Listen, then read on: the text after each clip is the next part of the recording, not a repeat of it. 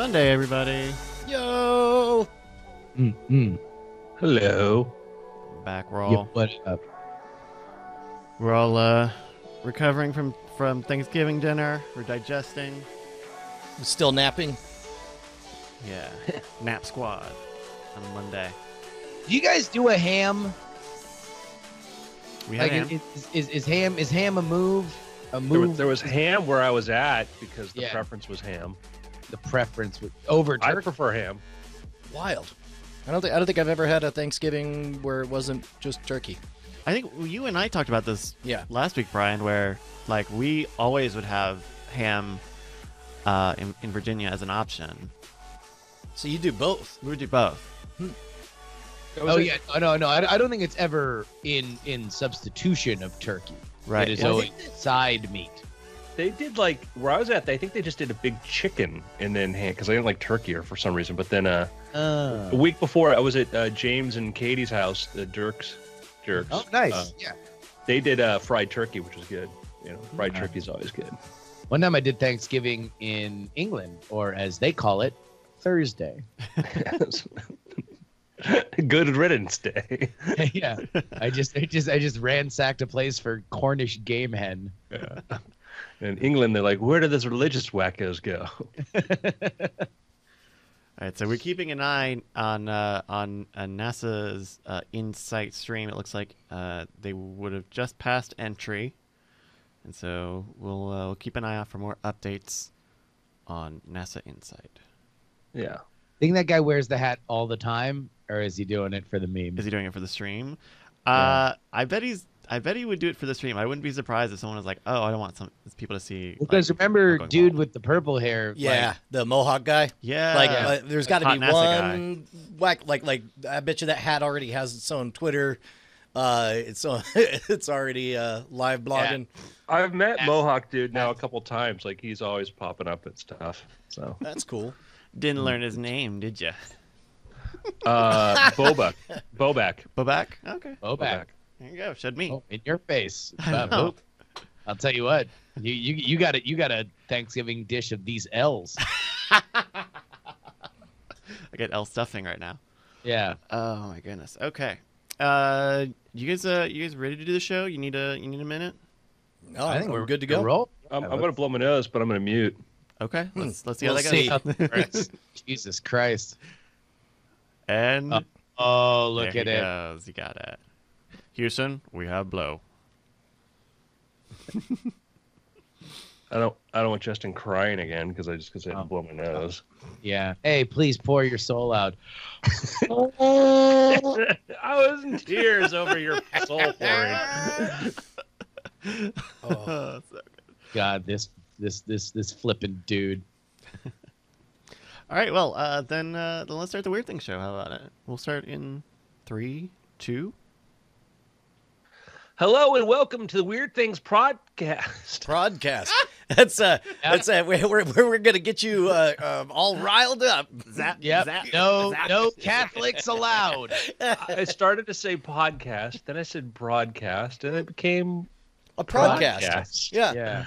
So I was trying to formulate my other thing I was going to say in my head, which I can't multitask. Proof, folks. I'm Andrew Main, joined by Justin Robert Young, Hello.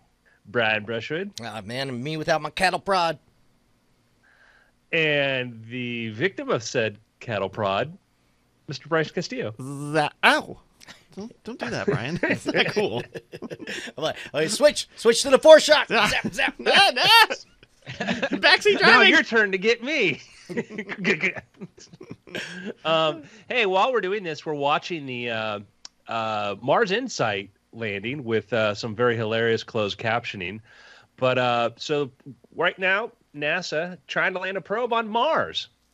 Yeah, are they doing anything live with that 15-minute lag with curse you light speed? I mean, what's there to do outside of just sort of watch? Well, yeah, they get data back. They're finding out what's happening with there.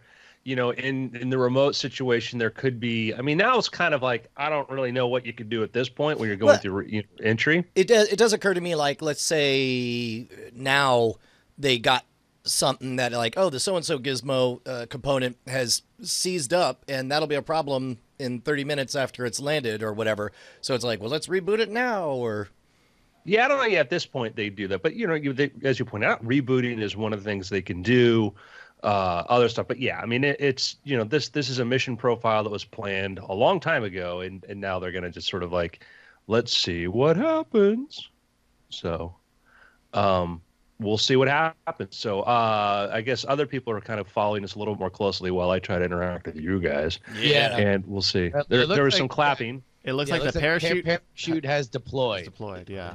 I love that we're people observing a piece of equipment on the other side of the solar system. Exactly. This is why people listen to this podcast, so we can watch another thing and then tell you about the thing that happened a while ago. Justin, this just in, we are receiving confirmation live reports. People in wizard robes are clapping. We think this is a good sign for the harvest to come. Back to you, Justin. Thank you, Brian. We're actually getting further notice that these wizard robes are indeed creased expertly. So please add that to your mental Rolodex. Back to you, Brian. It's funny, Justin, because you point out like, oh, here we are describing a thing that we could already watch. Like, yeah, you just sort of just trashed all sports announcing. Fair point. So get some, Al Michaels. I guess it's a little bit like like getting your sports information only by watching the stands and not the actual game. I guess that is all right. So just so we know what this is a probe we talked about last week. Mm-hmm. It is landing. It is going to give us heretofore unseen data on the soil of Mars, the composition of Mars. We've never really dug into it and kind of understood sort of what was under the hood, so to speak. But we are not going to see a lot of that immediately. Is that the case? Yeah, because like the way it's according to the profile, the thing's going to land. Then they're going to go through a long systems check, make sure everything is fine. And then one of the things they're going to check is they're going to check the camera. But the way they're going to check the camera, they just want to make sure the camera can take a photo and send it. But they're going to leave the lens cap on the camera. So we'll get, there will be a photo taken on Mars. Yeah.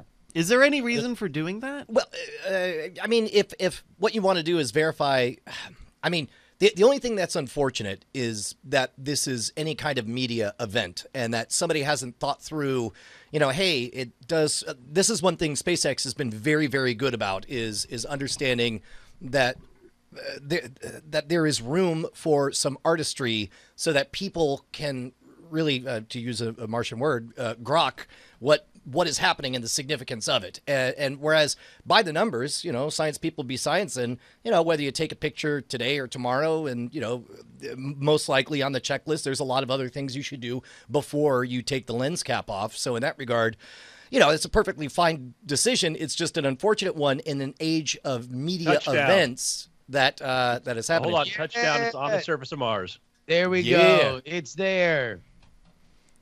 So we're watching we're watching Gryffindor hug each other. They've won the Hogwarts Cup. Back to your point, Brian, because now comes this. Yeah, we the 0 flip to a 1 on somebody's computer screen. Yeah. Well, and so now, now I guess, I don't know. I guess if it's all in one piece and that's the important thing, then great. And now we'll find out, just how well everything works. It'll be the slow rollout. Everyone's already hitting the bar. They're going to go beat up Hufflepuff now. I don't know the exact engineering or the politics or whatever's going behind there, but I would have loved let's put a cheap GoPro on there and send a signal back just so the viewers at home get to see, hey, look, it just landed kind of thing. Because as you're saying, this is great, but you want to capture the hearts and minds. Like NASA doesn't have anything like, I don't know, boosters landing, or spacecraft carrying cars to show right now, So. And even compared to the other lander that happened a few years ago, they did at least have like a picture, that kind of capped off the event, because that's pretty much when it's That's your big finale, is a picture getting taken on Mars, and then it's like, all right, you don't need to go home, but you can't stay here, and the science. Yeah, and that's I'm sure that was discussed. But I wish that was the case, because then we get to feel like we're there, and it's not just a bunch of spreadsheets. That's okay. I'm excited, right? Yeah, no, I'm so excited. I'm going to express it in mathematical form and send it to the appropriate NASA excitement receptacle. Yeah. But here's my question: when was this launched? Because this is always one of the things that happens kind of as the second day conversation whenever one of these monumental. And let me not take away how insane of a feat this is to pull off. The kind of money, precision, and preparation that goes into this is mind-boggling. But one of the things that normally happens is, tomorrow or the next day, we get the oh, by the way, the guts on this insane thing was something that is less powerful than a Samsung phone that you're gonna give to your 5-year-old because you don't want him to have the better one, because they take so long from approval process to launching. And I guess so it was May 5th, 2018 that it was launched. But do we know what the guts on this thing are? Or? I don't know, but remember too is that it has to be the big limitation. There's of course power, is how much power you can supply to the thing, and so it's a thing that has to be able to use whatever they put solar on these things so it can recharge itself to a degree. But I don't know the specifics of that. Yeah, don't have an intelligent answer. That's fine. Well, we know that these people are very excited, and I'm excited for them. So let's continue to let's dig on Mars. When might we see a picture or something like that? I think it's gonna be several days, before I think they do their each one of the systems checks, etc. To make sure everything's sort of doing what it's supposed to be doing, and then finally, I remember seeing some timeline of that, but it was like, oh, so we're gonna, I'm gonna go to a room and have somebody tell me it landed, and like, oh, okay, it's like the imaginary space program. It's like a radio drama. Yeah. The lander begins its day-to-day science activities 30 days into the mission. Holy cow! So we will be into 2019 by the time that we get the actual activities of the lander. That's because part of what it has to do is it's using instruments. It's trying to put onto the surface to measure seismic, to drill in, and you've got several meters around it, right? This isn't a stationary thing. They've got to figure out, do we go into this spot? Look at this. We do here. They got something. We got some kind of image of a horizon, and this would be your version of the GoPro, at least something to look at. The test signal. Wow. Oh, we did get. There's the dust over that. Yeah, look at that. It looks like. Yeah, they probably shouldn't have taken off that lens cap. But they got some late breaking advice from a podcast host, and well, here we are. Yeah. Well, you can see that's why it's covered in dust, because I think it's a transparent lens cap apparently. Oh, see. Oh, gotcha. Clever. Oh, I thought there's some NASA employee named Lenny nervously fingering the lens cap that he forgot to put on.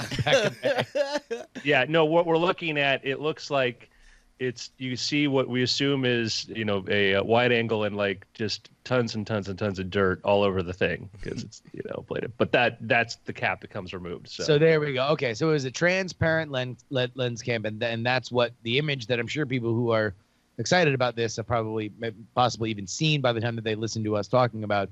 That is what it is. A big dust flecked picture of a wide angle picture of the Martian landscape. Very, very cool. But well, we have that. There we go. That was the big hurrah. We're on Mars, baby. Yeah. Look at this danger sidekick photo we just took. All right. I mean, the danger sidekick photo on Mars, right? But very cool, exciting, and is talking about how challenging these things are.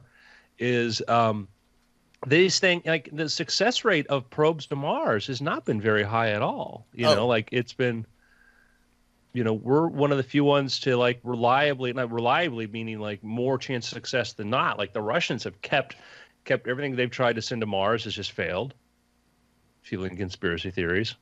So I remember hard. also, man, one of the most epic failures boiled down to somebody used inches while they were supposed to use centimeters back in the 90s.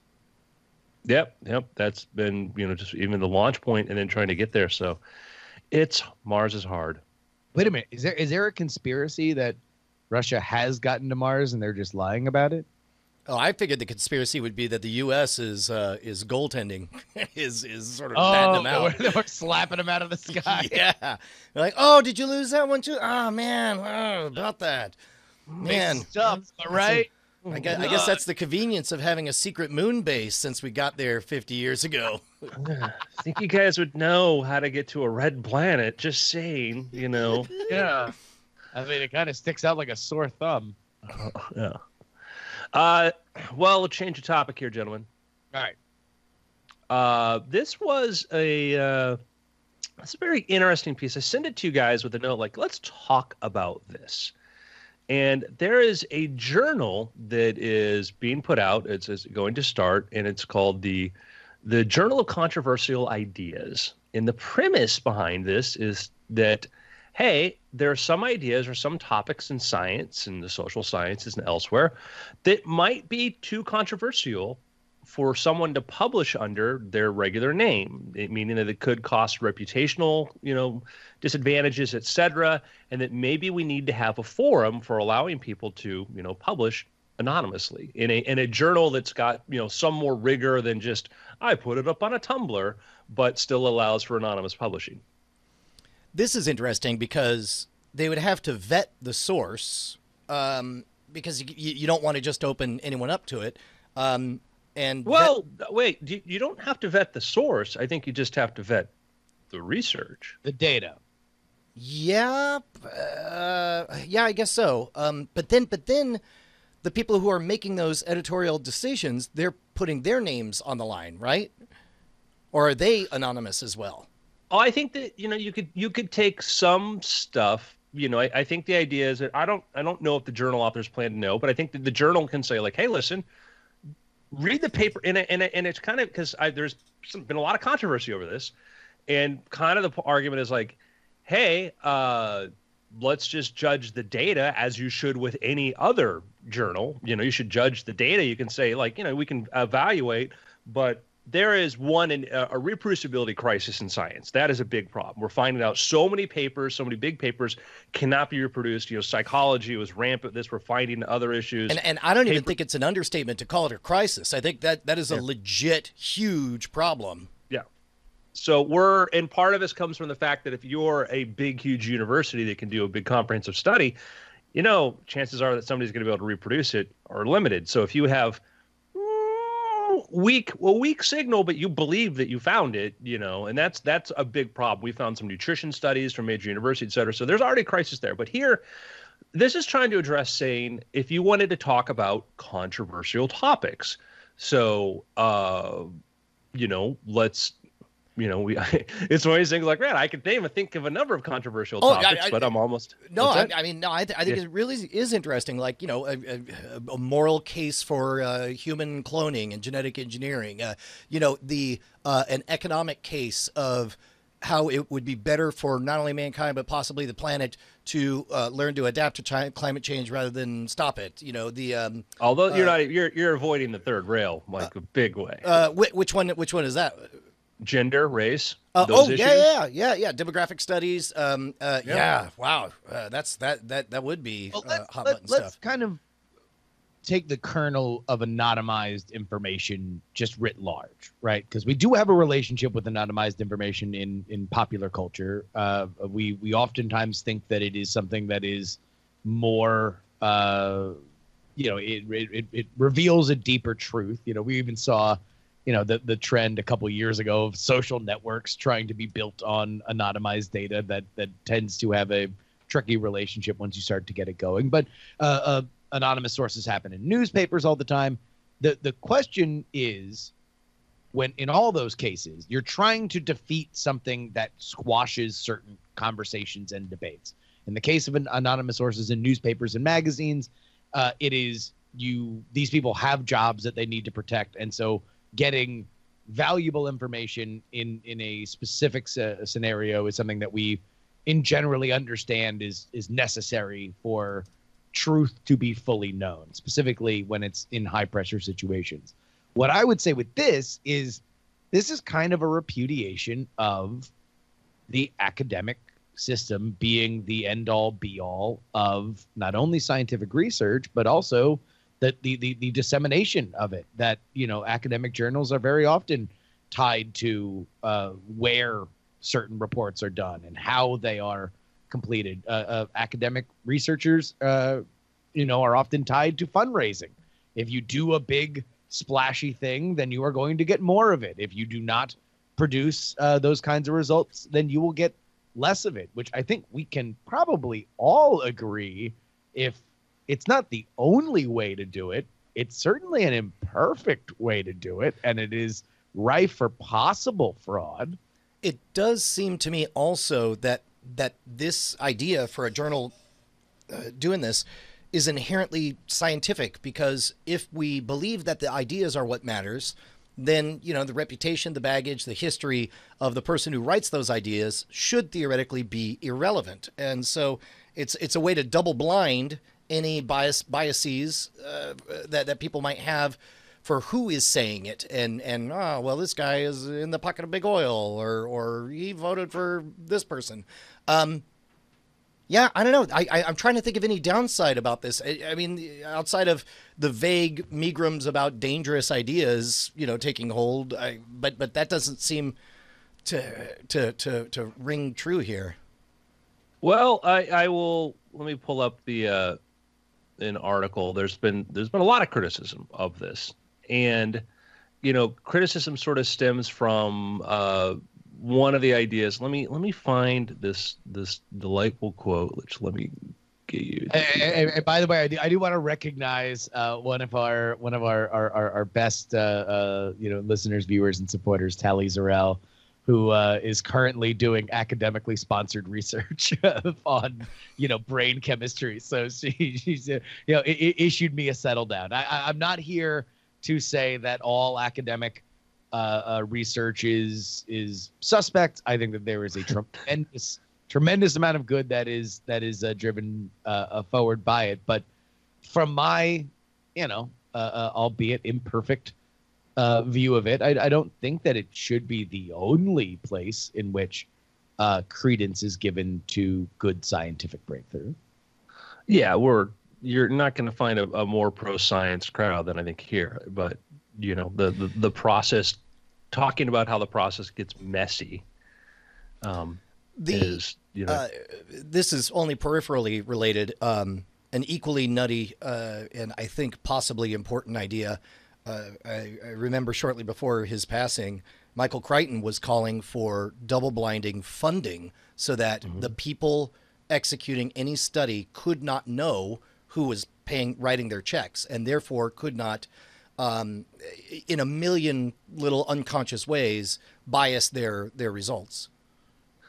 So there was a response in the conversation by Hakeem Dang and Joshua Habgood Coot for this, and there's been others, and I found their response problematic for some reason. They're very much against this idea, and but they make it for the reader of the paper. Attaching authors to papers is important to help them decide how seriously to take the results.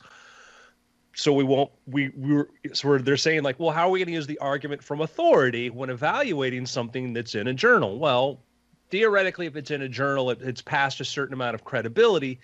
I would argue beyond that, you should not be giving too much weight to whose name is attached to the paper, because we found numerous examples of where that's of limited value, So if you're saying, if you trust the journal to say, yeah, we put these names in here because they have the credibility, fine. But if you're giving, because that's one of the problems is we look for Ivy League universities. We put a lot of weight there. And I would say that those places are better at filtering out garbage than smaller ones, but there's a lot of great stuff that doesn't get enough attention because all people do is look for the cover. So it started from, that was one of the things I said, to fundamentally have an issue. They write, holding authors responsible functions as part of academic quality control. If researchers know that producing bad work has social and career consequences, this incentivizes more careful and diligent work. Similarly, holding authors That's actually morally a pretty good responsible point. motivates a healthy degree of caution on topics which might cause real harm. Topics that might cause real harm. That's actually a pretty good point, because when somebody begins their academic career, they're hoping to, hopefully be a name for the history books. And if it's truly anonymized, then all of a sudden you throw a bunch of different scattershot things out there, and you claim credit for the ones that happen to be right and stick, and ignore all the rest. And I can see that. Also, well, let me take them. Yes, to that point, but their point is that it's an academic quality control. The idea is if you have to put your name on it, it's quality control. And they go on to say that, like, incentivize careful and diligent work. I would, again, the threshold of the paper, but the idea is it also means you're susceptible to peer pressure. And the idea of topics that might cause real harm. What do they mean by a topic that causes harm? Well, like, for example, in the chat, they're pointing out that even though it was fully discredited, the study, incorrect as it was, that vaccines cause autism, has done a tremendous amount of very real harm. And I mean, Right. That's actually a really good counterpoint case for this. If In my email I sent to you about this article, I pointed out the problem with that counterpoint of the vaccine. The problem was, so the Wakefield studies. If you're taking medical research very serious, this comprehensive study, you're going to need access to the data. If they put that if that had existed, if Andrew Wakefield's study existed only in an anonymous journal, it never would have done the damage that it did, because people would go like, well, we need to test this, we need to study this. And yeah, you could put spurious stuff. That existed in the system we had. It existed in the system we had. It came out there. Had it been anonymously published or whatever, nobody would have paid any attention, because when you're talking about a large medical study or theoretical study that he did, and the problem now has happened in the vaccine research. If you say, hey, I'm super pro-vaccine, but we think that we need to adjust this could be causing problems, you get shut down out of fear, because there's this anti-vaccine camp which has just done tremendous damage, and now people are so gun shy to do anything that could say, well, maybe we need to do this or do this here, and being afraid of, it's like climate science. You can say, hey, I believe this, but maybe this prediction is really high. So I would say the Wakefield example is exactly why we need this. Well, I think the larger question is the current system now, if chaos is applied around it, are there fundamental problems with it that will be exposed? And that, to me, is something that is always the surefire sign of good change. When a system is entrenched, and then you provide, because look, this is going to be a journal. This is going to be a website. This is going to be, it might as well, for all intents and purposes, it might as well be a zine or a Tumblr, right? And so if stuff is out there, then it will only be of worth.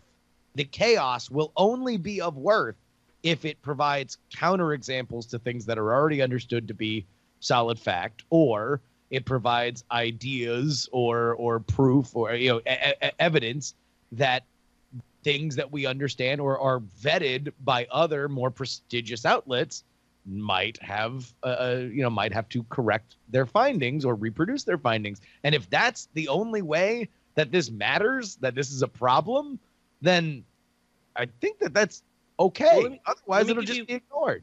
Let me give you another example. So we had a study came out, got published in Nature magazine about a month or two ago, and it was about the idea that the oceans were warming at a much dramatically more increased rate than we expected. Right? They said, hey, these are it's warming way faster.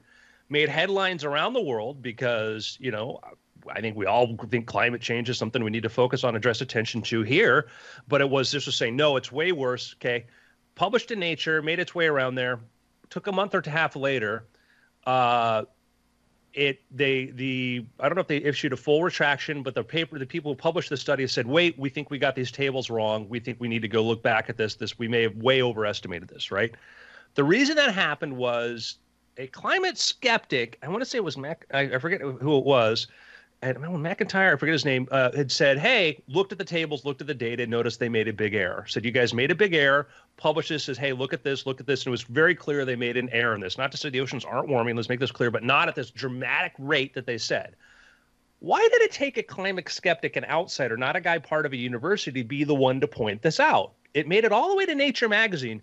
Nobody anywhere along the way said anything. Nobody within that department, none of the people reviewed it, none of the people who read it. It took some lone climate skeptic to say, hey, no, this is actually wrong. You need to fix this.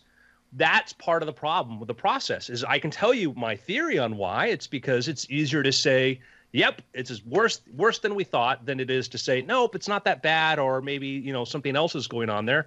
All positions should be tested. So it took a climate skeptic to say that. How come this one outsider was the only person to be able to make it, make that point?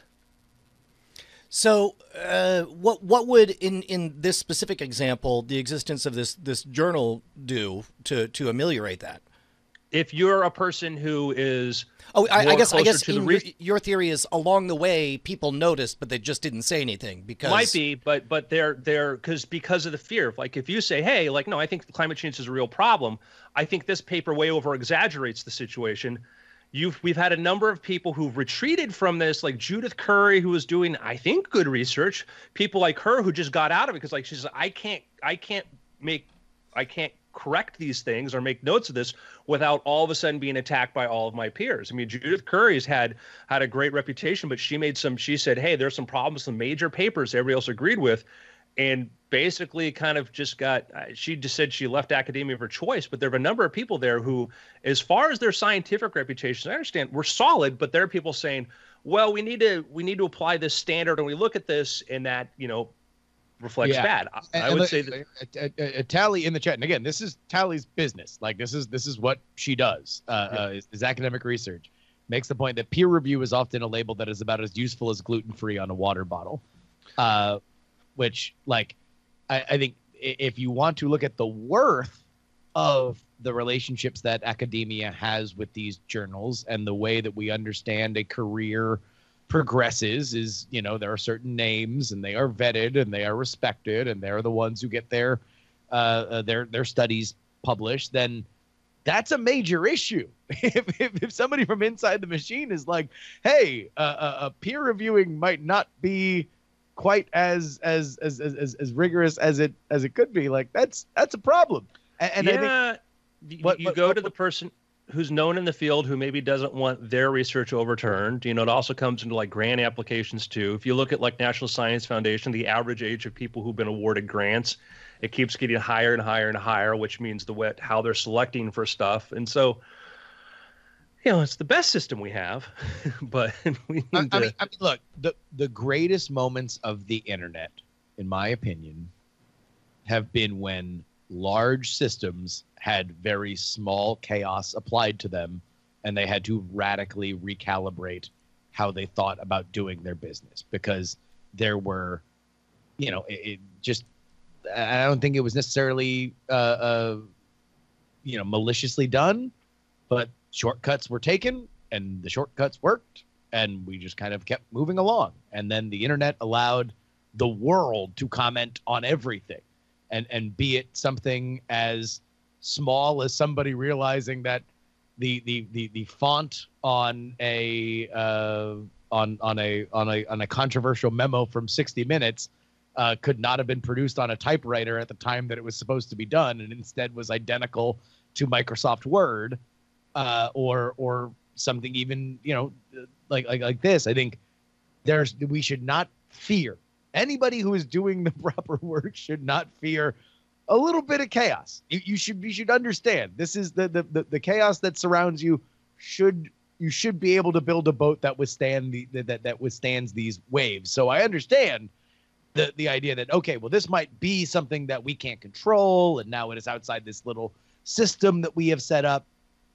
But if you can't handle this, then I don't know. That makes me more worried about the idea that it's like that this idea would be rejected out of hand. Well, I mean, that's the goal, is to say, hey, if you think there may be repercussions for saying this is a forum that allows you to say this.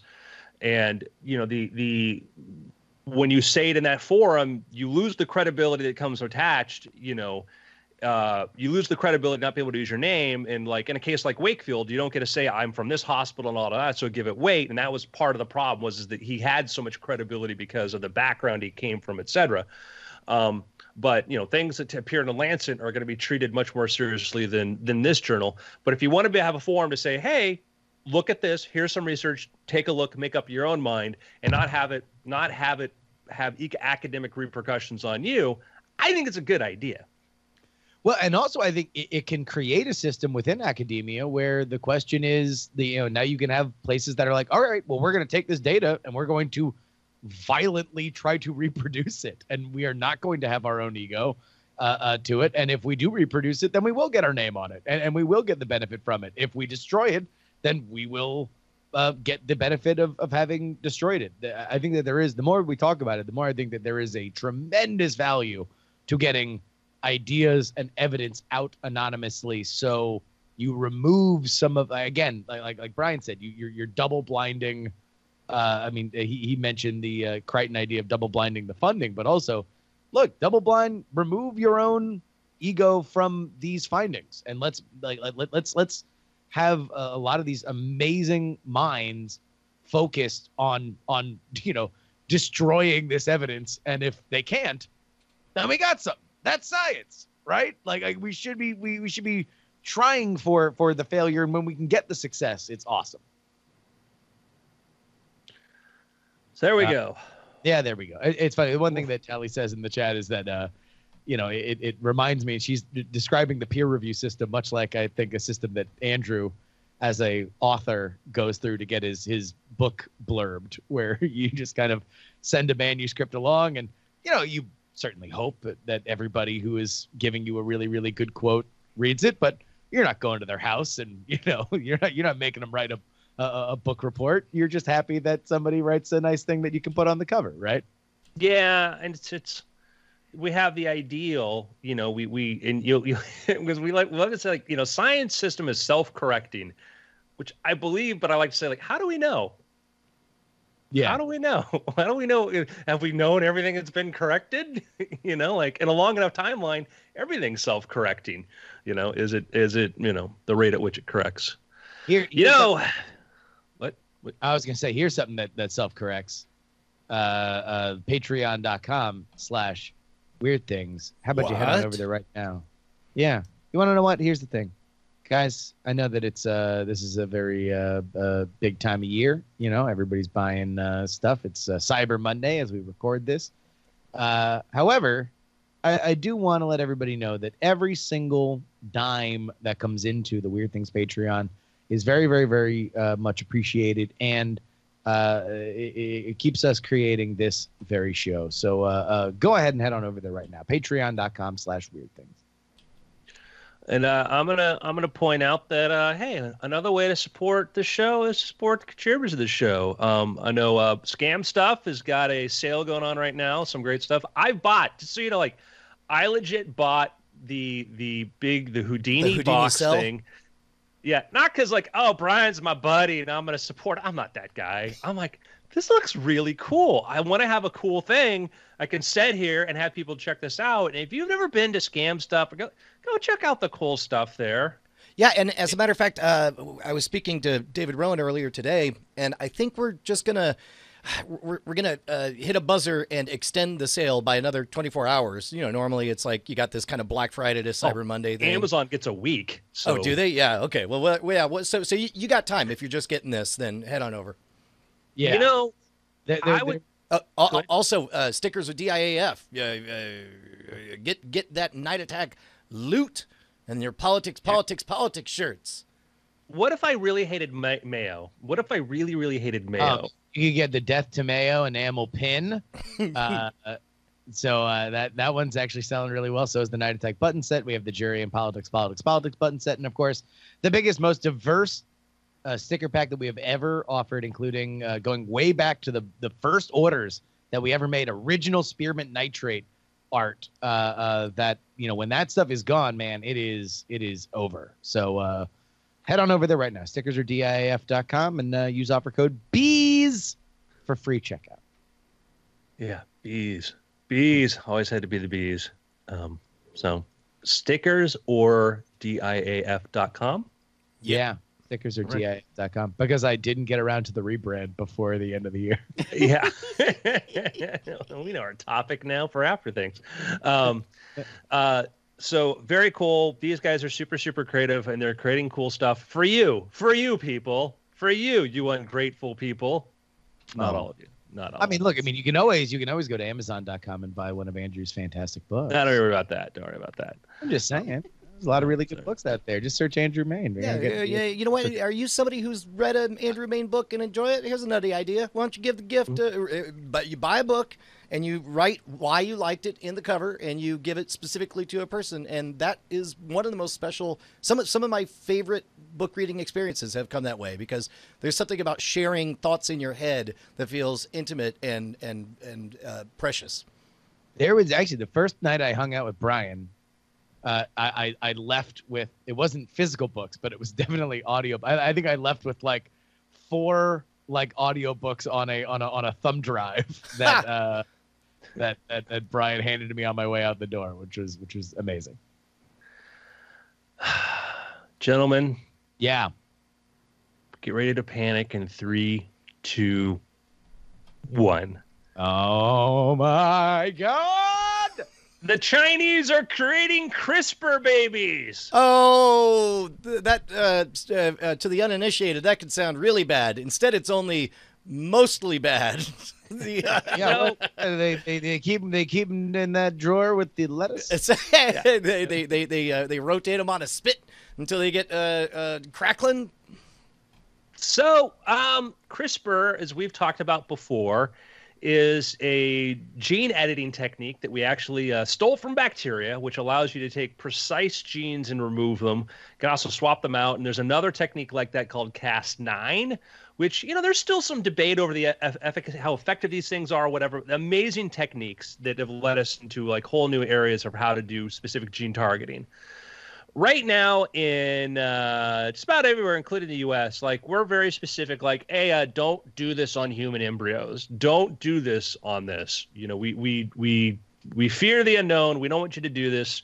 And there was some early gene replacement therapy techniques that were completely disastrous because they weren't well thought out. So anyhow, we're taking the precautionary principle, but not China. China has been like, hey, listen, we could eradicate disease if we do this. How about that? Seems like a worthwhile cause. So China's been doing some, more advances, been doing it on embryos. There's some controversy a while back because they seem to like doing it at advanced stages.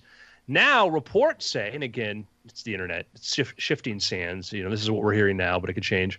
According to Chinese medical documents posted online this month, a team of the Southern University of Science and Technology in Shenzhen has been recruiting couples in an effort to create the first gene-edited babies. They plan to eliminate a gene called CCR5 in hopes of rendering the offspring resistant to HIV, smallpox, and cholera. Man, this is troubling. Not so much for like I'm not actually against the idea of genetically modifying babies, especially when it comes to. Good news, Brian, because right now researchers are in the room with your children, ready to. Well, but the real problem to me is that you're not going to know if this works for what 30 years until you're able to do a large scale study of who was in high risk groups that didn't get HIV and compare that to a control group and all that stuff. I think you could know within a year. What, by intentionally exposing them to HIV, or you can do smaller tests. You could do attenuated versions of these things. There's certain blood tests or other things like that you could do. So there are ways you could find out. I guess so. Yeah, you take their blood and then you expose it, and then they or using attenuated versions of it so that they're non-lethal, but to see does the body produce the antibodies and all that. So. All right, so let's Or let's be honest, it's China. Expose a bunch of kids to cholera. Well, I mean, it's there's. Oh, sorry. They would never do that. I'm kidding. I mean, that's the equivalent of somewhere in China. It was a joke. Somewhere in China, there's a Weird Things podcast where somebody said, like, I mean, it's America. Just give them some blankets infected with smallpox. Am I right? No, I don't mean like it's a good idea to do that. I mean, give the government's propensity for, hey, let's test it. No, they certainly do. Very, very clear. I am super pro the sanctity of every single Chinese person's life. I'm just fearful that there are researchers there that might decide, hey, they don't feel that I do. China sometimes can march headlong into science and headlong into many things where certain safety measures are turned off. Yeah, and to be fair, not unlike our history of having done this on multiple occasions of things that we should not have, unsuspecting people, whatever. Like, let me be very clear, from the shooting, bacteria at San Francisco and Oakland to see how it spreads to a little place called Tuskegee. There's numerous examples of us saying, what harm could it do?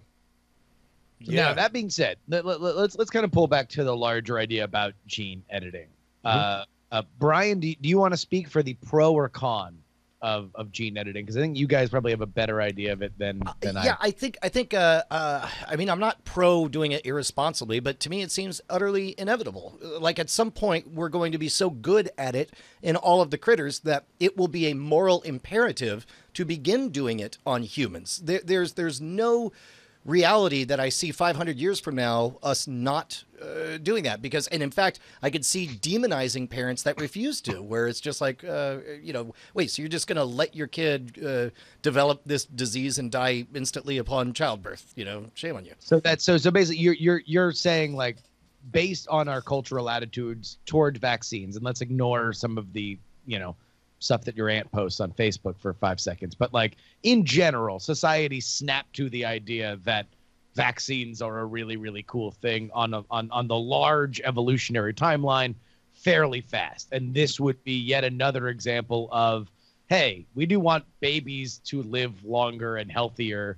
We are constantly fighting against our environment and the biome that both sustains and kills us. So right. let's continue to likewise, let's say in as little as 10 years, we have demographic studies showing that, massive diseases are being wiped out and that Chinese kids are, living or not dying. That's the big thing is at first it's always to cure disease. And then you get into the ethically murkier territory of, well, are you getting it to cure a disease, or are you just improving and doing designer babies and all that stuff? Are you getting it to be awesome? But regardless, it definitely, basically, I mean, yes, there might be something bad that comes of it, but it pays to be the ones to be first to develop and move forward. I mean, and then pretty soon another justification will be, well, they're already doing it and it's already working out very well for them. We've got to play catch up and we got to get into a genetic arms race. This is a story that got the kind of play on the Drudge Report this morning that is normally reserved for Matt Drudge's obsession with sex robots. So I know it's obviously something that has a big con side to it. Andrew, what would be what are the warning signs that we need to think about when it comes to editing the genes of our babies? So I'm overall like completely pro on this, like that clear. But like Brian, you want to make sure it's not done irresponsibly, which, and it's easy to go because part of me is like, well, obviously, but it's like, oh yeah, no, we do some of these things irresponsibly, and some of these smaller universities and research institutions are sometimes a little. We've had a lot of problems in this area because of some fraud. Of people with, cloning research, things like this and other aspects of it. So that's problematic, but it's going to be problematic of any science. And those are just the things that we hear about. I'm pro. The dangers are this. My concern, I have a problem with some kinds of state-sponsored science. And the reason comes from this. On one hand, it seems kind of like it's great, state sponsored, it's for everybody, this is ideal. That is the ideal, but state sponsored science often means the party in power sponsored science. And, we went through a period of time when the Republicans were in power, nobody wanted to do, even like fetal tissue research, things like this, things that could have been very promising. There was this, that nobody wanted to do that. When I think stem cells was probably the biggest fight, in recent history. Now, as we've seen in Europe, when their version of the progressives are in power, we get anti-GMO, we get very, very big anti-genetically modified organisms. We get this thing sort of comes through, and no party gets to be the party of science, because I will go through and explain my point of view on each party's blind spot are the things they're against, which is problematic and disconcerting to me. So once they're like, oh, we're the party, I'm like, no, this policy that, is accepted by major people there may have killed millions of people here. Yeah, this policy may have prevented, development of diseases. It could have saved millions. So state-sponsored science, generally, I kind of, we just watch Mars Insight, which is amazing, and I can point to examples of how, like, yeah, once we have this big project like these super collider projects, there's about 1,000 other physics projects that won't get funded because of this, or you have to attach your project onto this, but these other promising areas don't get it because it's like, it's like building, a high-speed rail train or a stadium. It's like, this is the only thing that get funded, so we got to do that.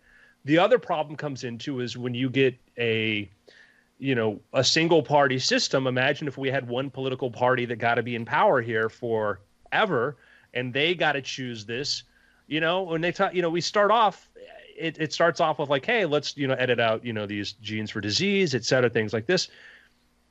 Then, we're getting into Brave New World. We could get in, and that's the fear as we get into Brave New World. But I don't worry about Brave New World so much from independent research institutions. I worry about Brave New World from single party systems that know they're going to be in power for years and years and years. And that's my concern.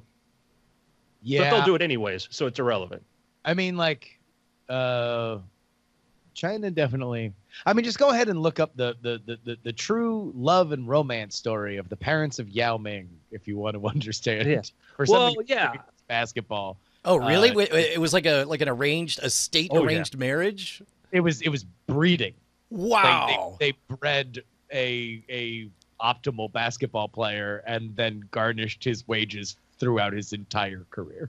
Yeah, the Soviet Union did the same thing with Olympic athletes. That was the thing, is they would pair up, incentivize people, high-performing people, to have children together. That's been the norm, and it predates those systems, but that's been, anytime where you have that much control over people, it's been a thing that they've encouraged to do. And what will happen with I think it's naive to assume that they won't try to do the same thing, as with the new tools, the gene tools, things like this. And, my concern is just that, you have a country that's putting in place the social credit system, the idea of there are certain traits they consider desirable. And we're a long way out from being able to, I think, reliably know how to do that in genes or to do this. But to think that won't be something that's considered or even tried, I don't know. Wild. So in the meantime, it looks like both Justin and Andrew have dropped off. I guess I get to have the final say. I say people should be nice to each other. That's my crazy take. You don't have to vamp. Oh, okay. Okay, good. I didn't know. I didn't want to make that call on your behalf. Yeah, it's yeah. This new Skype is. Sorry about that, it's great. everyone. Skype is just getting better by the minute. At least we get to watch it fail. I'm like the bad backup dancer. I was gonna say you're the lead singer. I'm your backup. Perfectly in sync. All right, we can pick it up. Right. Well, do you just want to roll into picks? Well, I'm all for this technology. I just want us to watch it closely and pay attention. Yeah. I agree. Yo, you got picks? We got some picks. I got a pick, man. All right. There's this new show. Nobody's been talking about it, specifically on this show. You dullards. fell into your blind spot. Bodyguard. All right. Now, despite the fact that it sounds like everybody is calling each other mom. Yes. Oh, God! Yes. This is man. It was really just a masterclass to me on what suspense television is, and specifically different than something like Breaking Bad or Better Call Saul or The Americans or something like that, where a lot of the suspense there is character based, right? These are characters that are making decisions and are complicating their own world constantly. And not to say that the characters are just pawns to be moved around on a chessboard in Bodyguard, but it's a different way of saying, like, our protagonist, from the moment we meet him in one of the most awesome, like, opening 20 minutes of any show ever. I defy you. If you watch that first 20 minutes, then you're not in for the rest of the series, then that's cool. Check out. If that didn't appeal to you, then the rest won't, because it only gets more intense. It is about our protagonist, the world enveloping around him. And he obviously is very competent, but very complicated as things continue to get more and more thick. It is awesome. I loved a lot of the let's say soapier elements of it. They certainly start to pull out a lot of the any kind of trope about heightening tension that you possibly could as things get more and more things progress further and further. But I loved it, Mom. So I still haven't watched more episodes of it just because I got pulled away into at the request of Tom Merritt and Bryce Castillo, little thing called Homecoming. Ooh. From the creator of Mr. Robot. As a matter of fact, the opening title sequence looks exactly like a Mr. Robot episode. I'm conflicted in how I feel about it, and I'm giving it the benefit of the doubt for a few more episodes because I suspect the story is very good when you start to figure out what's happening and you get more interesting questions. But it's beautiful, but the pacing is ponderous and it borders on the tedious in terms of keeping everything a wacky mystery. And also, I'm not impressed by the investigative abilities of our guy in the future, who, as best I could tell, agonizes after reading a few memos and placing 2 phone calls. Like, that's his whole investigation. But at any rate, I'm enjoying it enough. I feel good burning through it. I like that it's 30-minute episodes. That makes it a lot lighter. But unfortunately, it feels like they want to be hour-long episodes so that more happens in an episode. Each time one ends, I'm like, that's it? Huh. All right. And then go on to the next one. That's my thing about Sam Esmail as a creator. Undeniably talented, and specifically visually, he is just somebody that is to be understood as a force in the industry. But I think I said this about Mr. Robot, where early on it's like either this is going to be the show that it was in the first season repeatedly, or it's going to disappear up its own butt, because his storytelling is very specific to how much he wants to reveal to you at any specific moment, to the point where almost to the opposite of Bodyguard, where things are constantly being thrown at you, like be they red herrings or actual details. And even in boring moments when like somebody's walking to the store or to the bar, they just randomly play news clips that are leading you down one path or another, just constantly keeping your mind busy. Whereas with what Mr. Robot is, and what I can assume from the reviews of Homecoming, man, does he want you to luxuriate on the little morsels of information that you get one by one to kind of eventually crescendo in this very mannered way. It definitely has kind of a a bit of a lull in the middle part of the season when you realize, okay, clearly we are working our way to a turning point. But what happens, like, what the mystery is, like, what happened there and what do you do about it? And so I guess in that sense, it's not like a mile a minute, especially the way Bodyguard is. But I don't know, I had an easy time making it through Homecoming. But it's How many definitely- episodes is it? It's 10 half hours. It's visually just a treat. The set design is extraordinary and the cinematography is great. And he doesn't do the very specific Mr. Robot tricks of, ridiculous amount of headspace in the way he sets up the shots or anything. Yeah. So it's a little bit more conventional, but still just rich and luxurious from a visual standpoint. I have a pick. Yes. I started watching this show over the weekend. I didn't get a chance to finish it, but it was also a really easy watch. It is the Sky/Netflix original Sick Note. It aired in England in 2017, and Netflix got both seasons of it pretty recently. I'm guessing it's about a guy played by Rupert Grint, aka Ron Weasley, who gets diagnosed with esophageal cancer.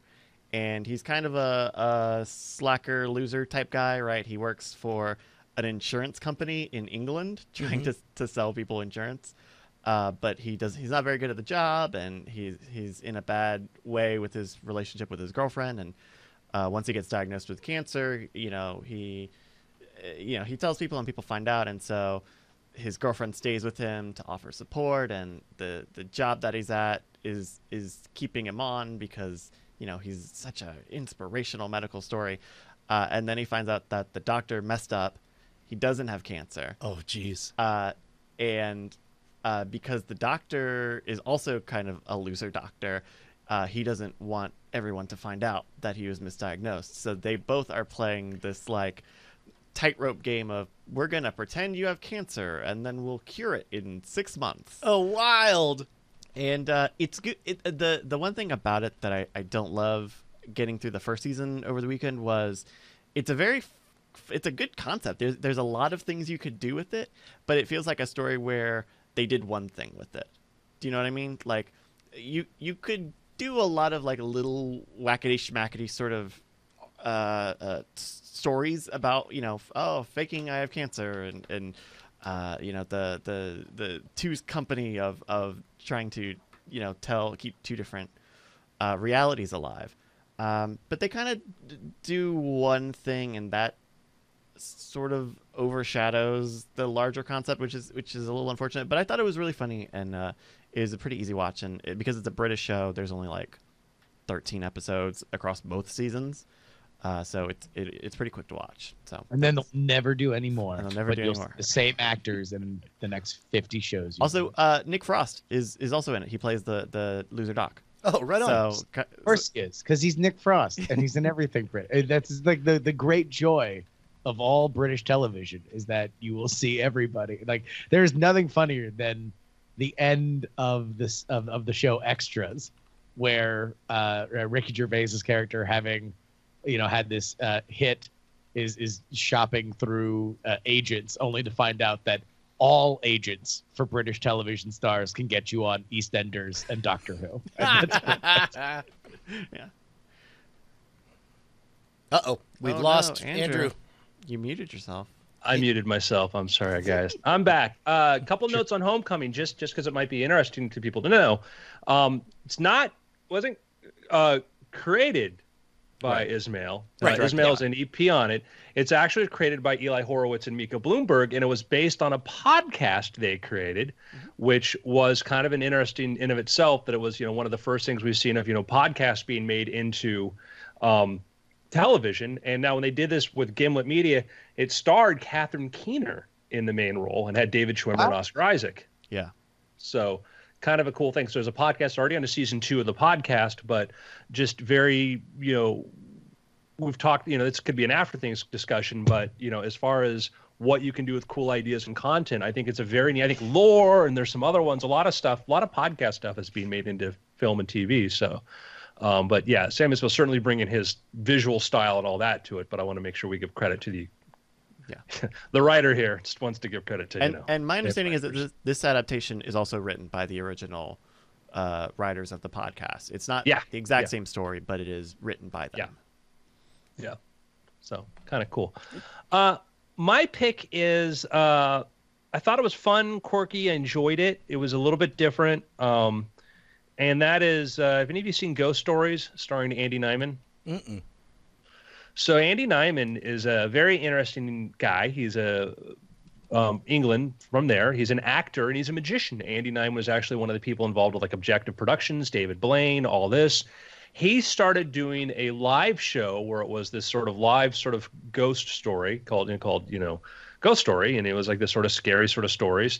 And I think it came out the same time as the Teller Todd Robbins thing, but this was had its own really really cool reviews as far as live. Thought people who said all the live show and thought it was fantastic. Anyhow, he made it into a film and it actually has Martin Freeman in it. And it's pretty cool. It's a really cool film, and I think you can watch it on, I think, Amazon Prime Video. So anyhow, I watched that Ghost Stories. I thought it was a really fun sort of take. It features a story of a guy, debunker, of investigator of psychics and stuff, who gets presented with these 3 cases that his hero was never able to crack. And who stars in it? Andy Nyman And Martin Freeman. Martin Freeman, because of course it's Martin. Of course, yeah. Well, that's the only way we can get funding in England is the Martin Freeman, financing act. That's it. It's just everybody that just it's like it's almost like one of those like Yahtzee. You just like throw like, and this British show is crap, and then some of them are just weighted heavier. The thing I think about Martin Freeman is like, you remember when the actors worked on the original Lord of the Rings, was like they just vanished off in New Zealand forever. Like Martin Freeman never went away when he did The Hobbit. And I have a feeling that he's a guy that like, he gets home after, long production on Black Panther and he's like, oh boy, I can't wait to take a bring. Hello, Martin here. Martin, we need you for this. What time? Cars being sent over right now. Okay. He's got that. He's got that Michael Caine work as ethic. Yeah. Oh yeah. Well, it's not even that he wants to do it. It's that his country needs it. It's that the world needs him. Yeah. So check out Ghost Stories. That's my pick. So everybody good? Everybody good? We're good. Yeah. All right. It's been crispy. It's been weird. Bring back the sex robots. All right. Y'all notice that Judge? Man, does he love sex robot stories? Yeah. Just obsessed with on the sex robot beat. That and the weather. He loves the weather too. Yeah, well, then there's the other thing that he's obsessed with. Oh yeah. Yeah. Some more stuff. But All right. Give me 4 minutes. We'll take a few minutes here and get ready for After Things in just a moment. Yep. Yeah. Yep. How many episodes did you make it into Homecoming? I think I'm in the 4th one right now. Okay. Yeah. I figured between Bodyguard and that you guys would more be interested in me at least being able to talk a bit about it.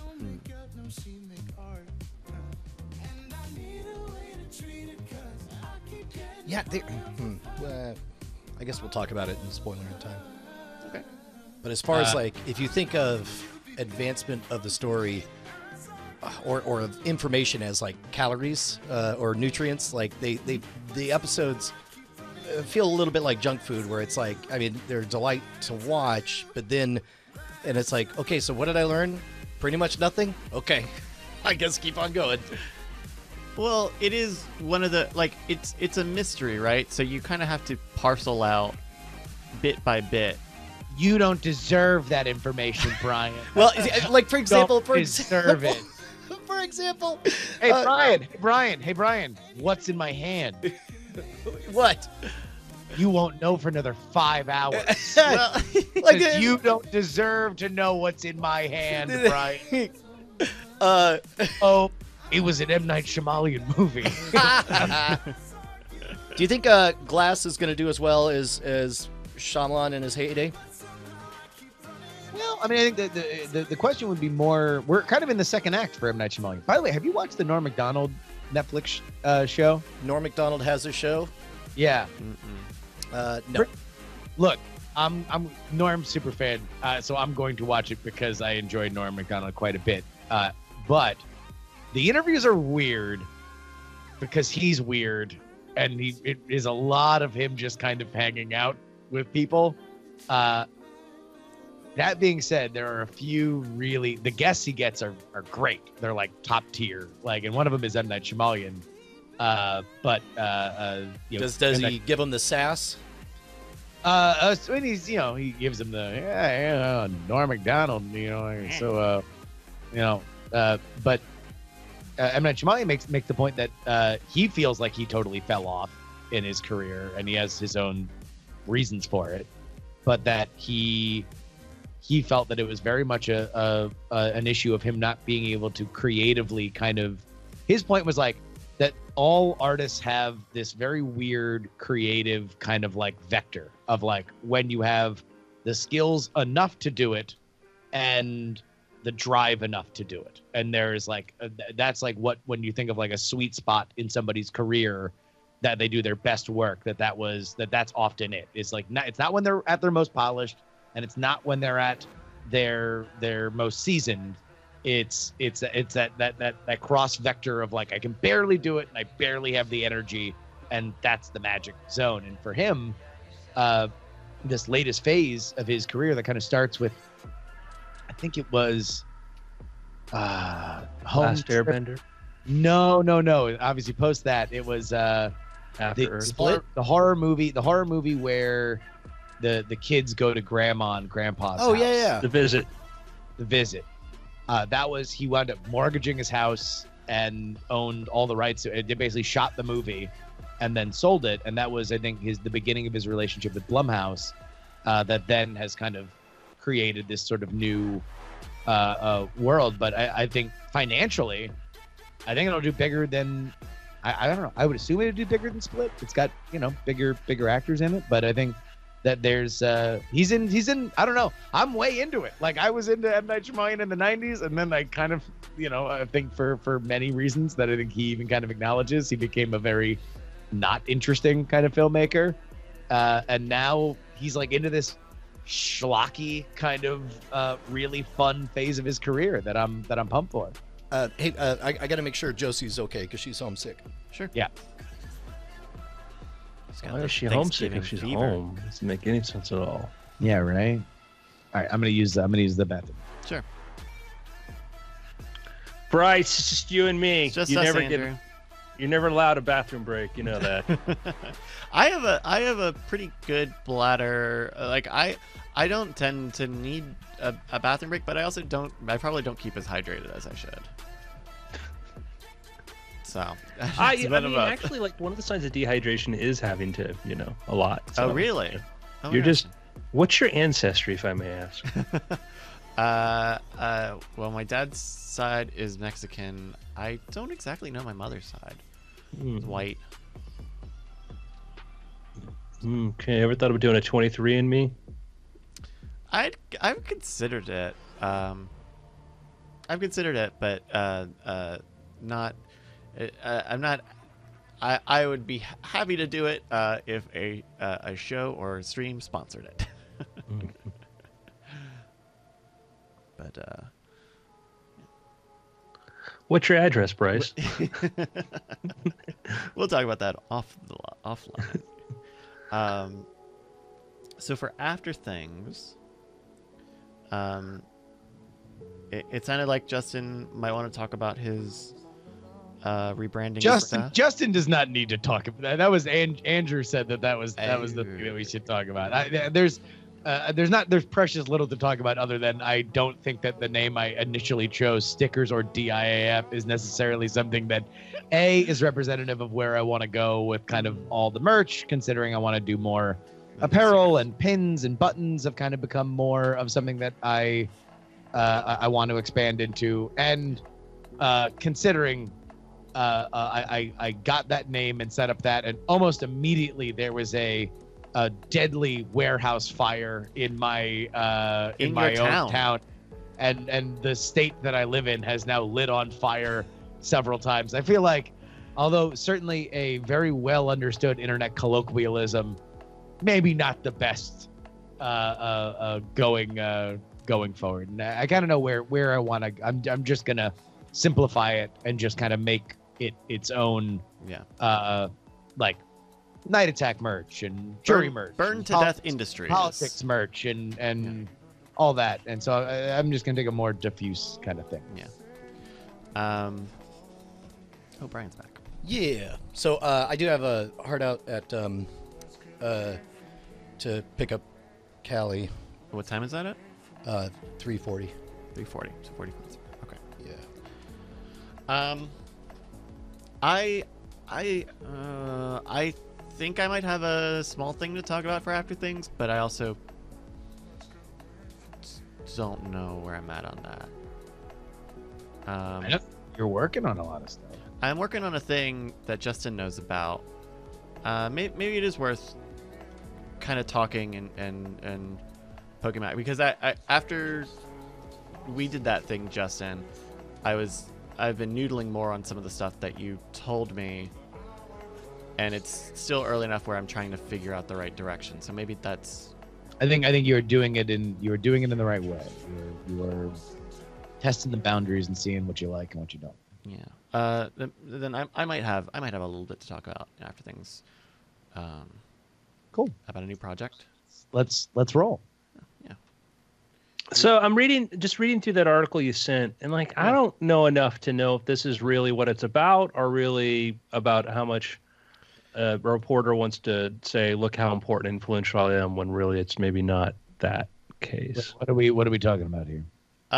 So I sent Andrew an article earlier today that I had seen, and was sent, and someone had recommended as a possible After Things topic. A food journalist reviewer had I guess he traveled all over the country and crowned Is this the burger one? the burger place. So he, Man, I watched a good Twitter firefight between the author and Nate Silver. Oh, really?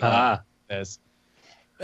so Dude, I would love to hear this story if you guys. Yeah. Let's roll. Let's roll. okay, then okay, cool. Well, Andrew, if you're okay to go, then take it away in 3, 2. Hello and welcome to the After Things podcast. I'm Andrew Main, joined by Brian Brushwood, Yo. Justin Robert Young. Hello, friends, and a pleasant Cyber Monday to you. Digital bleep blobs to you too, sir. Happy cybering. Totally not cyber. Yes. All man, all real, all the time. Mr. Bryce Castillo. Bleep bloop. Hello. I am organic. ASL. So we're gonna start off with the I'm gonna pontificate on things that I know nothing about and have only half-assed opinions about. So and Bryce sent a article to us, and I just scanned it, and I'm like, are we talking about? I'm like, Justin had more information on this, so I'll let you lead, Justin. All right. Well, I'm going to also preface this by saying I have not read the article beyond the first couple paragraphs. However, I have read the Bryce, article. We can bring it up. We can summarize. Actually, no, Bryce. I'm assuming you did read it. I have read the article. I can briefly go over then it. for more on this, we go to our reporter in the field, Bryce. So Thrillist.com ran a piece from Kevin Alexander titled "I found the best burger place in America, and then I killed it." The long and short of it is that Kevin went on a search to eat at hundreds of different burger places around the country, and then name one of them the best burger in America for Thrillist. And he landed on Stanich's, a burger shop in Oregon. And not but a few weeks, possibly months later, the owner had got in touch and basically said, well, you destroyed my restaurant. And the burger shop closed down, and they had a sign, we'll be reopening, in late 2018. And the author goes to like he talks a little bit to some of his other food reviewer buddies on what. Sorry, how did he destroy them? Well, I'll get to that. Okay. But part of the story is him talking to other critics about what they think their role is in terms of ranking and displaying reviews about a place, and the sometimes great force that comes along with those of hammering restaurants that aren't equipped for that capacity, or bringing out non-local people. He makes the journey back to Steve Sanich's burger shop, and it definitely sounds like there are more personal issues that went into play with the burger shop shutting down, but a lot of it is also is catalyzed by being crowned this best burger in America, and constantly being further overworked and trying to meet the capacity of becoming a tourist spot. Sorry. I guess they got too busy, Brian, and so that wreaked havoc with the delicate nature of the business, eventually tearing it asunder. Oh, well, it just sounds like it was a poorly run operation that couldn't handle stress. Like if you have a well-run operation, then it should scale, and then you have more money to spend on more things. And... Well, that's easy to say, but there's like a human element to it, right? Like, and maybe it was a bad business that couldn't scale, but that also, like, they just because that business couldn't scale doesn't mean it was bad at its. Well, let me just like my issue is, like, I read the guy saying, yeah, I killed it, and it was sort of like, it was like ego stroking, like, yeah, like, I'm I did this, woe is my power, and I'm like, yes, you have this ability to bring a lot of traffic there, and you did that. Businesses succeed and fail all the time, and there's other articles that came out that are like, there were some personal issues at why he shut it down. It wasn't because he had too much business or this. There was other reasons there. But if you're a reporter and you're the center of this, you want to write like, yeah, I killed it. Sorry, did I? And it's like, maybe there's more to it, like the business structure, because like there are lots of businesses that succeeded wonderfully because of the attention brought to it. And that was sort of my issue here, is that it's like, oh, did I kill it by praise? And it's like, well, let's look at it on this side, because I will criticize this article, because I think there's a tremendous amount that you can criticize. However, it is kind of the observer's dilemma, right? Like, are you affecting it by observing it? If there are two timelines and we don't know one, which is how long would that business have gone if there had been no article written about it? Would it have gone for longer? Would he have been happier? We don't know, but we do know that he blames on some level this article for, even if it was going to eventually close, but it would have closed 5 years from now, possibly. Instead, it closed within 3 months. Is there an observer's guilt to possibly creating that faster timeline? I don't know. How much of the article is him just bemoaning the power to destroy worlds? I think it's, and Bryce can fill it in, but from what my understanding of the article, it's a little bit more of a larger meditation on what these kinds of listicles and designations can do to what is, no matter what, a very fragile business. Restaurants are intensely fragile just in general. They go down all the time for a million different reasons. Now, normally, and this is to the criticism, people are too excited about my business is fairly rare amongst the reasons why my business shut down, unless it is just another thing that exacerbates the hole in the bucket of a million different personal reasons, up to and including family problems and divorces and substance abuse. I mean, all these things in the small business of a restaurant, which has very, very high overhead in general, can be exacerbated by success. But the one thing you want, that you are desperate. Like, there are a million restaurants that have amazing food and a great wait staff and everything that you would ever want, that die on the vine within months because it's not in the right place and it just doesn't get the kind of traffic that it was hoping for, and it can't make it off the runway, and it dies very quickly. So rare is it that it's like, oh no, too many. So here's partially how it's described. After my story came out, crowds of people started coming into the restaurant, people in from out of town or from the suburbs, basically non-regulars. And as the line started to build up, his employees, who were mainly family members, got stressed out, and the stress would cause them to not be as friendly as they should be, or to shout out crazy long wait times for burgers in an attempt to maybe convince people to leave. And as this started happening, things fell to the wayside. Dishes weren't cleared quickly, new people weren't having the proper sandwiches experience, and Steve would spend his entire day going around apologizing and trying to fix things. They may pay him lip service to face, but they were never coming back, so they had no problem going to Yelp or Facebook and denouncing the restaurant and saying the burgers were bad. Okay. Now it makes a little bit more sense. So he was digging on his sleepy diner experience and the regulars and enjoying the quiet pastoral Americana of running a burger shop, and that was taken from him with this spotlight of attention and the changing of expectations of everybody showing up at his doorstep. And even if, from the outside you could say, well, first thing you do is you raise the price of the burger and then you hire more staff or whatever. But then it's becoming something different than what he wanted to run. And he got to that decision gate where he's like, well, I'd rather just not run it. I would say that there was something in there that we kind of glossed over, which was, who was the staff? Oh, his family. Yeah. His family. Yeah. Ding, ding. I think they probably, what he wanted, what they wanted. The fact that they said his family was actively working against the best interests of the place there, the false times, things like this, that was disregarding the customer base. I think that's the illusions I've read elsewhere. Like, there was more going on behind the scenes. I think that might be a case where it's like, well, like. So if I can, I'll continue describing some of this. So that partially explains why they closed. They were going to only close for 2 weeks to sort of clean up, to do, I guess, deep cleaning.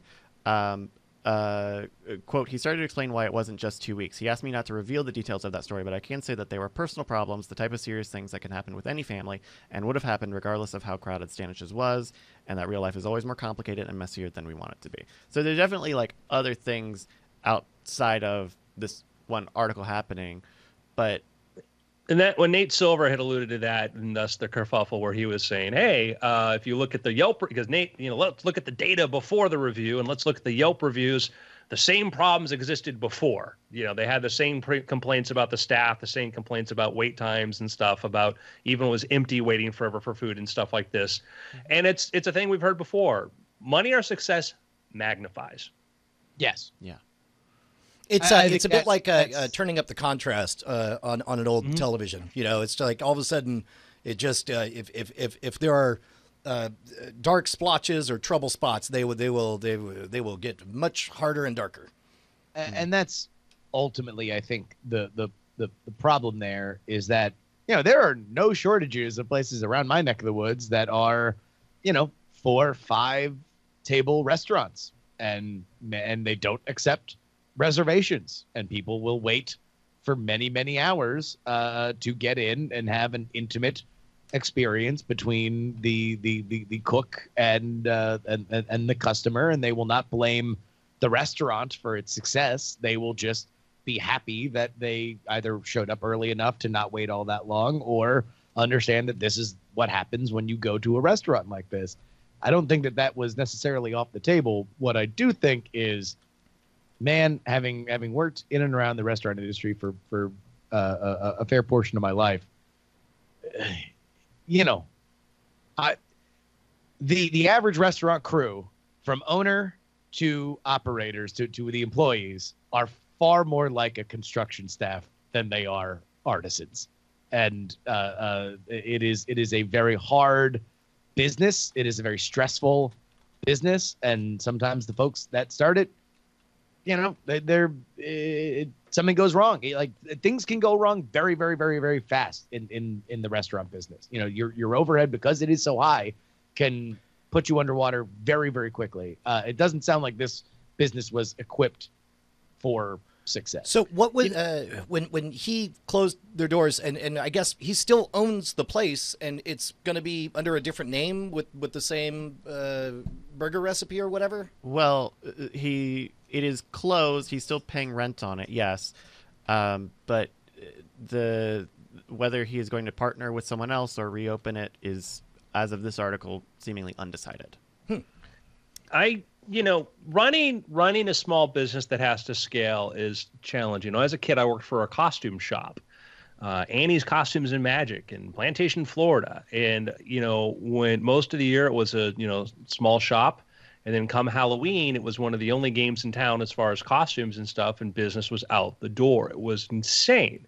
And if you were an employee there, you had to work these crazy mad hours, and you might be kind of a little, disgruntled because you're like, we're doing all this work for these people. But then it's like, the owners were always wonderful. I mean, they're great. But the other side of it is like, they got to pay the rent on this thing the rest of the year. They've got to run this thing, year round, and they have all these other obligations. And, that was, for me, was a very interesting observation of labor versus management was, labor, I see, I'm doing all this at this time, but then I have to step back and go, yeah, they can't just say we're going to lease this property, during September, October. They have to do this year round, and they have to go out and do these buys at these costume shows, like a year in advance, and all these other things that I started to appreciate what goes on to this and how hard these things are, from dealing with supply, demand, labor, all these other stuff. And so anyhow, I guess my point is that's, a lot of the stuff that kind of goes on behind the scenes is you just, well, I want this thing. Here's the thing. And then we're done, and,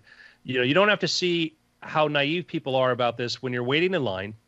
And let's say a fast food place, and there's only two people behind the counter, and you watch somebody go yell at one of those two people as if they were the person that decided to only have two people working there that day. Right. Yeah.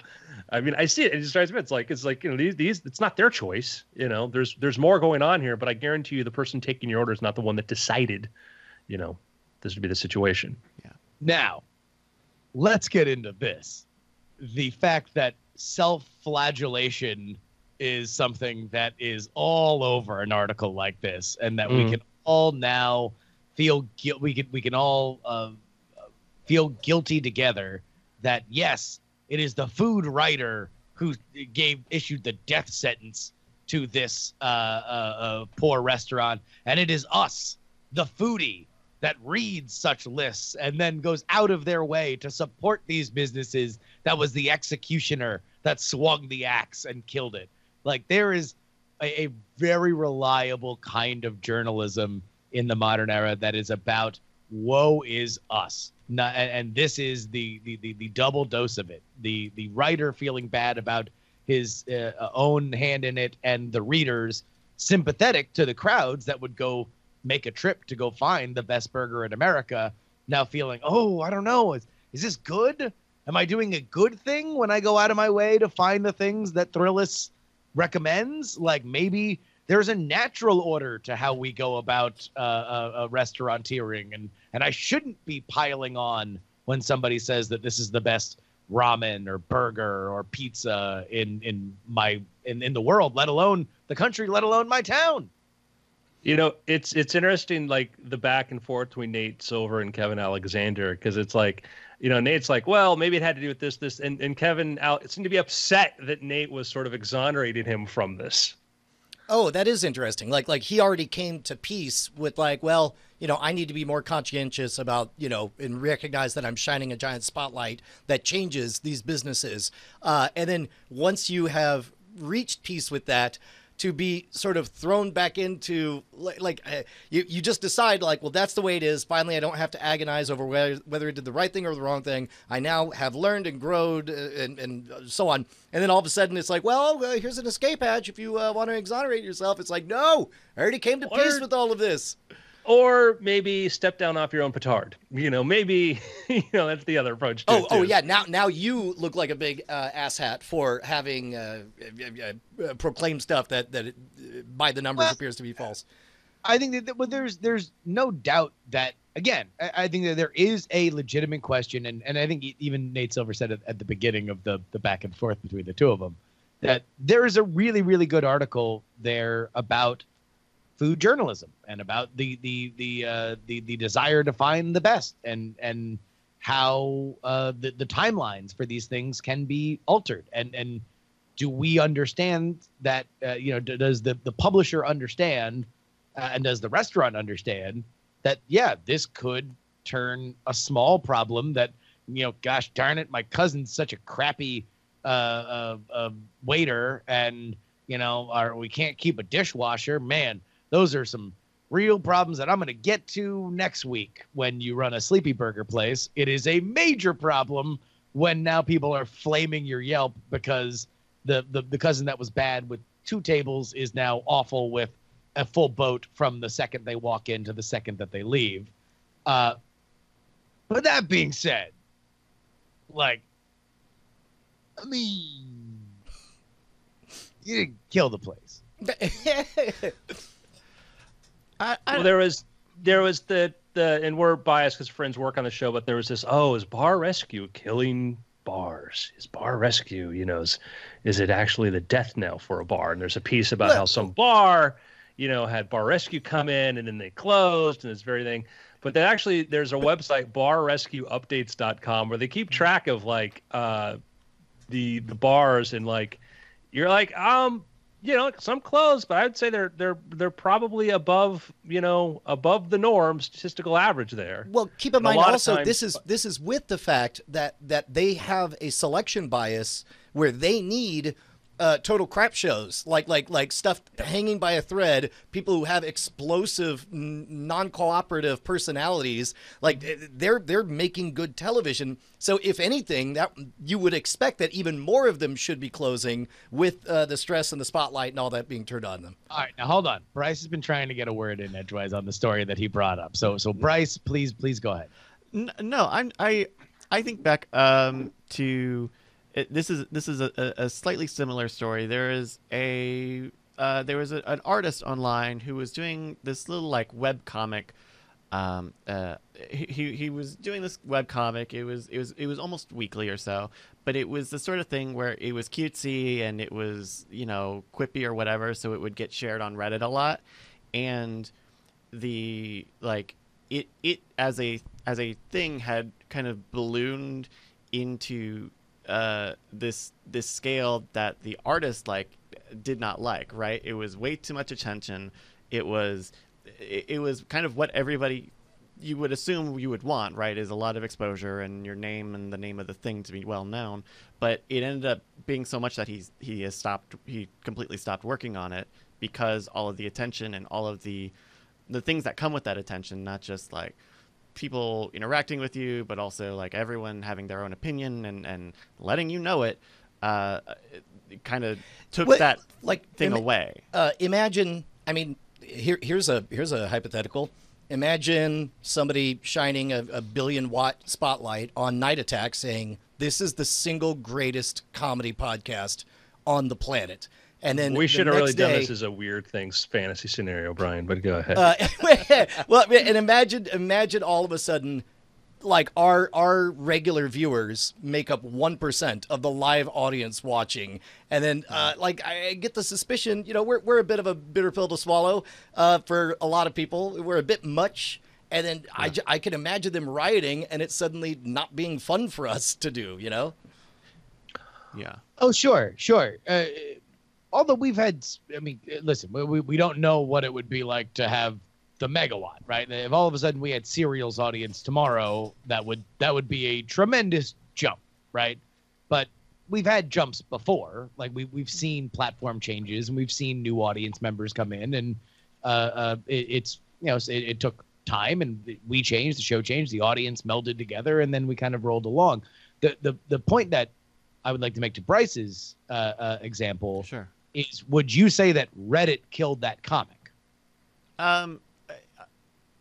Partially, yeah. Because I think Reddit is the dumb tube. Reddit is the place where that comic's talent wound up outstretching the creator's will to do it. Mm-hmm. The comic was so good that people paid a lot of attention to it, and that was too much, too fast, and possibly too much forever, right? That they're a private person or an insecure person or the normal things that we all have going on in our own head. I would say that's just, that's just something that can happen sometimes, and even then that's an example of something with fairly little cost. That's little overhead. It's not like that author probably, or that artist really had to rely on many other people except themselves and their own schedule to put out whatever they wanted. And yet still there was an example of, all right, it got too big. Not everybody wants to scale like that. And it's especially in that anecdote, there's not any one person who can really be blamed as stabbing a knife into this thing. But I think in a larger sense, right, there will always be restaurant rankings or, the bullet, the must eat places in Oregon or what have you. But I think that there's at least some value in hearing, this guy who was, living, breathing, eating this list for however long and had something that he was proud of, go and I don't know, kill this thing that look, he thought was the I think there is a great reporter story because this is a very weird thing when you are somebody that reports on something and then things change and you maintain a reporter source relationship with somebody on the inside. And sometimes it's good, sometimes it's bad. But even let's take out some of the sensational, like, I killed this, you killed this other thing killed this. If he goes on this big trip and congratulations, this should be an honor. This should be something that turbocharges your business. I am handing you this, the keys to this success Maserati. Please drive it around as much as you want. You earned it. You created the best burger. And then that guy just says, man, we're actually doing really, really well. But now, like, things have changed between me and my wife, and things have changed between me and my kids. And I had a long lost brother that I didn't know existed that now came out of the woodwork because everybody around town knows that we're doing really well and we're going to open up a second store. And now it's like, it's made my life harder. It's made my life more complicated. And he's just, doing that. There's a weird relationship between reporter and source about, like, oh, geez, okay. I guess, like, I came in and I did a thing and now life is different. And even if if he handled it perfect, right? Mm-hmm. And there's just, look, people who win the lottery have horrifying things happen to them about, going from 0 to 60 in terms of just having a bunch of money in their life. Yeah, you know what? That's the better analogy, is not, whether he killed the restaurant, but the lottery analogy is a really good one. There's a great article. Somebody just wrote paragraphs and paragraphs about just how screwed you are when you win the lottery. I'll have to find that and link that out. Yes, and because I used to be very to the stories of, like, the horrible things that happened to people who won the lottery. But the argument is, does it say what the lottery does to you, or does it say something about people who spend the most money on lottery tickets? Right. Yeah. And that's the other, because you hear about, like, man, like, wow, this is and it is, yeah, that everything crawls out of the woodworks, but it's also like, who spends the most? And it's people already in situations where financially not spending anybody buys lottery tickets financially responsible. People who spend the most on them as a percentage of income are more likely to win because they spend that. Or what group is more, where do you see ads for the lottery? Poor neighborhoods, poor places like this. So that's the part of it that doesn't get as much attention is, these state-run lotteries are predatory upon the poor. I think I have no problem with them existing, but they really are a tax on the poor, in a way, and prey upon these things. And you sort of, like, if they were in everybody's best interest, you'd be able to buy one ticket, but that ain't the case. But I do think the lottery example is an example of immediately you get a bunch of success all of a sudden, and now what happens? And Guy Kawasaki, in one of his books, he talked about, like, people worry about too much success. And he thinks, I think it's a joke. I've never heard anybody fail, business failing because of too much success.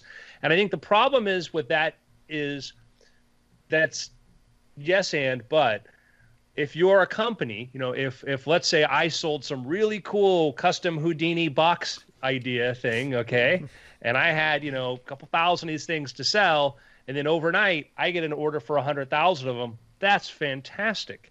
But if I can only get hold of 5,000 of these, I'm gonna have 95,000 people hate me. I'm gonna Also- have 95,000 people hate me, and I would say yes. It was amazing promotion that worked wonderfully, but the inability to meet demand isn't the fault of you. Isn't the fault of the hypothetical person, and that's a problem. I think that, like Guy Kawasaki, who I respect a lot, I'm like, no, there's issues. Like if I'm working on a website project right now, and I've got to figure out scalability, because if I made an app and it made it in the iTunes store, and all of a sudden everybody wants it, but my back end can only handle 1,000 users a day, I Right. could be destroyed there's been a number of businesses we stopped using, because look at examples like, their service got bad, like Friendster. Why did we stop using Friendster? They couldn't scale. They had a lot of success and they couldn't scale. They had problems. And then, Facebook didn't have those. And there are issues like that where you go like YouTube, MySpace had too much success. They couldn't scale because the success came at the popularity came at a faster rate than the infrastructure. Hey, I've got a hard out in 10 minutes. You want to swing into picks? Surely. I went and saw that Wreck-It Ralph movie. The first act was so kind of by the numbers, which I think pays off when they start to break the traditional Disney storytelling structure and play with it a little bit more. So it took a while to warm up for me, but I really enjoyed it by the end. I thought it was good. Groovy. Did you feel like it was a movie only for kids, or did you think that? Oh parents no would enjoy it? no. Yeah, there's So I guess the last Ralph movie came out like 5 or 6 years ago, 2012, 6 years ago. So Yeah. that would be, even that audience would be significantly older. Oh yeah, no. I mean, it's there are moments, and I'd be curious to hear what you guys think. There's at least one scene where it felt very strongly like it was a coming out same-sex attraction scene, although just different words being used. And then other scenes, felt, very clearly like this is a parent-child relationship, and this is what it looks like to go to college or whatever. I mean, it's I think there's lots and lots for adults. It felt written for an older audience. Yeah. It felt very smart, but also obviously played for kids. And there's a few just really flat short gags that cause those involuntary barks of laughter, where it's just like, oh, that was, it doesn't overstay the joke, just gets in and gets out. And then there's all the on the nose stuff that you would expect when it's about the internet, and it's very clear which internet companies were interested in playing ball and which ones weren't, and so as a result, it feels kind of consumery. And but then again, that worked for Toy Story, and I think a version of it. Is it better or worse than the Emoji Movie? I'm gonna say better. My pick is this is a very specific taste. If you're not into Norm Macdonald, you're not gonna like the Norm Macdonald Has a Show on Netflix. The guests he gets are very, very good. The one episode that I will recommend is his episode with Michael Keaton. Michael Keaton is somebody that I can't believe isn't just, I don't know. He just needs to be in everything. There needs to be just another like a Netflix series or a something. He needs to get in on this prestige TV thing, because Michael Keaton is just amazing. But he needs to take a break from being Batman, the Vulture, Birdman, one of the most beloved long-standing careers. I'm just the world needs more. The world needs more of Michael Keaton. But what I did not know, and is revealed in this episode, is that John Lovitz's liar character. Yeah. I'm like, yeah, that's the ticket. Apparently, wholesale ripped off from Michael Keaton's stand-up career. What? Really? Like down to the vocal inflections, and they talk about it a little bit on that episode. But and then Michael Keaton like does some of the act, and you're like, oh my God. But Michael Keaton's stand-up career is something that is kind of lost to history, because, post Beetlejuice, it was like, I'm here, bye. Like now I'm Batman. Now I'm in all these other different things. But But yeah, just a great conversation. I think the best conversations on that entire show are when Norm is talking to other stand-up comics, because I think he's good at doing that kind of stuff. He's a very particular interviewer. He's going to ask you some things that a regular interviewer wouldn't get away with because of his delivery, but holy crap, can he meander? And sometimes even a Norm fan like myself can find myself just kind of like tapping the watch, like, can we get back to that interesting question that you had asked them, like, 20 minutes ago before you got off on whatever Norm jag you got on? I have a pick. You guys have probably already seen this. I started rewatching this because there was some, I don't remember what show it was, but last week we were doing one of these podcasts and it was brought up, and the idea that the first seasons of this were not as good as some of the middle or later seasons, and that is Futurama. Futurama's on Hulu, so I've been going back and rewatching Futurama. Futurama holds up, y'all. I mean, see, like it isn't until like the third and fourth seasons where they really start to do like the emotional episodes, right? Mm-hmm. Like Fry's dog is the first episode of season 5 or something. The Cyclops, The one where he gets stung by the bee. And, that's yeah. the later one. But also you kind of need to have like a wackety schmackety character building time before you can make those emotional episodes hit. Mm-hmm. But it's a show that really holds up. And I don't know, it's I kind of makes me want to go to like the old seasons of The Simpsons and see how those also hold up, because I think both of these shows are reflective of their times, even though Futurama is set, way in the future. The other thing that I noticed when rewatching Futurama is, and again, I don't know how much of this is a product of the times or an early. There are more like inclusions of like gay jokes and like characters of color and like non-white characters that I thought was really like refreshing and never felt like a punch down. Like they make a lot of gay jokes and they don't ever feel insulting. Mm-hmm. The way like they're from the right perspective, and I thought that was really refreshing. For something that started in what 1999, 1999, yeah. So. And I haven't gotten to like the Comedy Central ones yet. I really the movies were okay. I didn't like them cut up into episodes, and then the season or two that they did after that, I thought was not very good. But it'll be interesting to see, kind of going through all of that at once. So that's Futurama. It's all on Hulu. Yeah, I love that show. The later episodes, like the Netflix ones, and that they felt underwritten to me. Yeah, well, they had the same problem that I have a little bit with Disenchanted. Chanted, exactly. Yep. Which is that it's a little too cynical and a little detached from the concept, where it's like, oh, we're kind of making modern jokes, but in this conceit, and not we're making jokes about in the conceit with modern references. Right. So that I feel like that balance sort of broke once you hit the Comedy Central period of Futurama. And it like cartoons, it often stands out. Sometimes it feels like, this feels like one writer or two writers who wrote this, and not like two writers in a writer's room.